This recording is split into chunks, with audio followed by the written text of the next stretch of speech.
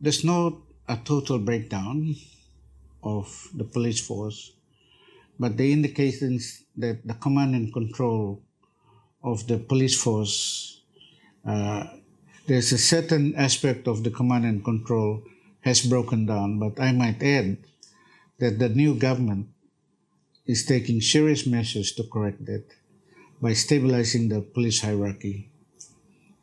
By stabilizing the police hierarchy, and in doing so, take control of the decision making at the command and control level, because the conduct of a constable, male or female, really depends on how he or she has been led from the next level up of command.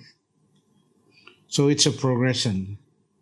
So what we are experiencing now is a carryover of the previous and past command and control elements being transferred. I mean, the problems and challenges transferred from the old regime to the new one.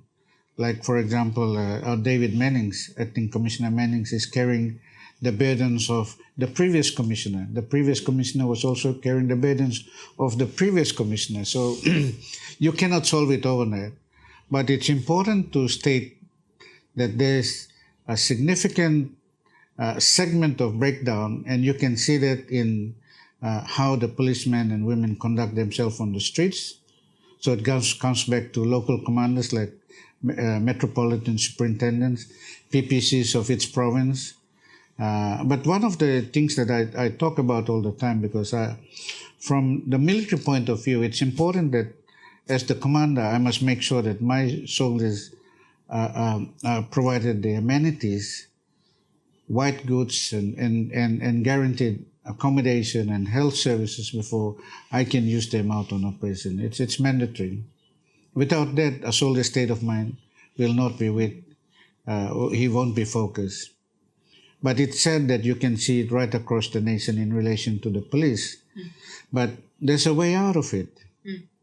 There's a way out of it. But if you see other countries' way that they have structured their police force into a federal police and state police, where state governments take ownership of the management of the police force.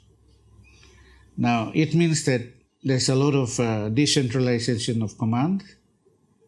It means that PPCs and the regional commanders can be now given the freedom of performing their task in relation to command and control at the subordinate level without relying on directions from headquarters police force, so that the police commissioner is left to concentrate on policy issues, on the police act, the legal aspect of the strategic aspect of running the police force at the high level, and whilst allowing subordinate commanders to concentrate on the actual day-to-day mundane task of a policeman or woman.